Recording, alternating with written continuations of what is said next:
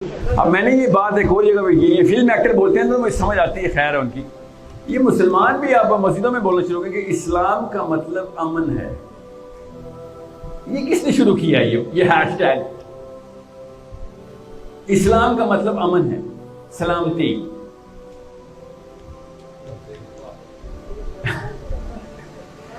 یہ definition of اسلام کو بدل لے گا تو ڈیفینیشن آف مسلمان تو بدلے گی نا. دھیان میں رکھیے گا، اسلام کا مطلب سلامتی جو ہے نا، یہ خواتین کو سنا لیا کریں. ٹھیک ہے، ایموشنل ہوتی ہے، مان جائیں گی. ان سے زیادہ ہم نے چھری چاقو نہیں اٹھوانے، بندوقیں نہیں نکلوانی، ان سے وزن نہیں اٹھوانا، پتھر نہیں توڑوانے. خیر ہے، ایک مسلمان مرد بیٹھ کے اسلام کا مطلب سلامتی ہے. صحابہ کو تو کچھ اور سمجھ آیا تھا. اسلام کا مطلب سبمیشن ہے. قولوا اسلمت، جب اللہ تعالیٰ لکھتے ہیں نا کہ ابراہیم نے کہا قولوا اسلمت، کہ میں جھک کے تیرے آگے، بس اب جو تو کہے گا ہوگا. سبمیشن کے علاوہ کچھ اسلام نہیں ہے. دور کیا جاتے ہیں، امریکہ کے صدر رہے ہیں بینجامن فرینکلن، کہتا ہے کہ if I have to choose between righteousness and peace، راست بازی ہوتی ہے righteousness، صحیح کام کرنا. if I have to choose between righteousness and peace، امن میں سے اور راست بازی میں سے مجھے چننا پڑے، then I'll choose righteousness، کہ 2 نمبر امن نہیں چاہیے ہمیں کہ بس ڈر کے چھپے ہوئے سارے کہ ہاں بس سب کچھ ٹھیک ہے. یہ میں گورے کی بات بتا رہا ہوں، ان تک اسلام پہنچا ہے.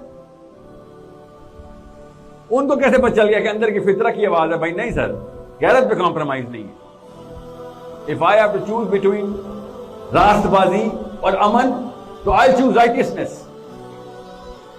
اور ہم یہ کہنا اسلام کا مطلب پیس سر، امن امن.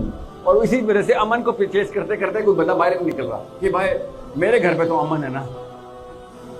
یہ کانسیپچل کلیئرٹی جو ہے نا، یہ اپنے اندر بالکل بلیک اینڈ وائٹ کلیئر ہو جائیں کہ اگر امن کمپرومائز کرنا پڑے تو کریں گے. نبی علیہ السلام سے زیادہ کس نے کمپرومائز کیا تھا امن کو؟ پے در پے کہی جاتے ہیں. تجھے کیا چاہیے؟ تجھے بادشاہت چاہیے؟ یہ لے.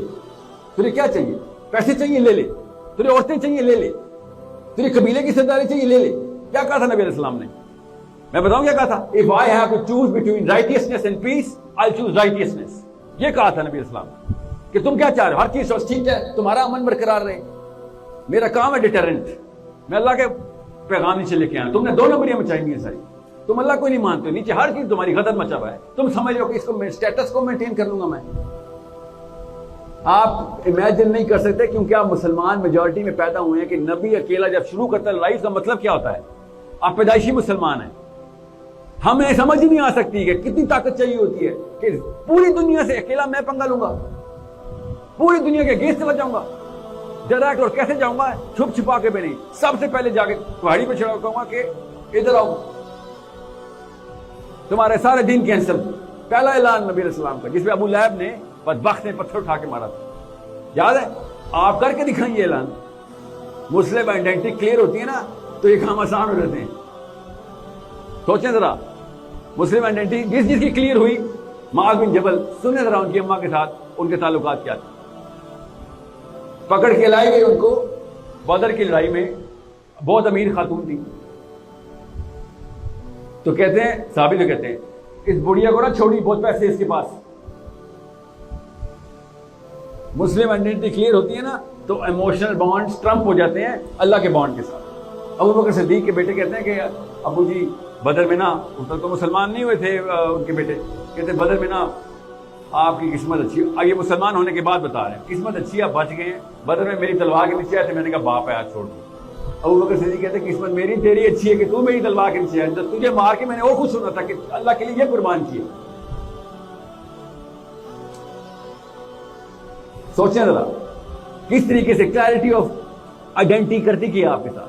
پھر آپ باپ نہیں رہتے، پھر آپ بھائی نہیں رہتے، پھر آپ بیٹے نہیں رہتے، پھر آپ اماں نہیں رہتی، پھر آپ بس آپ اور اللہ اور اس کے قانون آپ کے سامنے ہوتا ہے. چاہے جو مرضی آپ کے سامنے ہو رہا. آپ کو پتا ہے پاکستان کے 70% گھر سے بھی اس لیے بچے ہوئے ہیں کہ طلاق نہ ہو جائے. بس زانی ہے، خیر ہے، طلاق نہ ہو جائے. تو راشی ہے، تو بندے مار کے آتا ہے، تو اور غلط کار، ہر بد فعلی تیرے ساتھ ہے، بس طلاق نہ ہو جائے. بس کیسے پیس مینٹین کرنے کی کوشش ہو رہی ہے.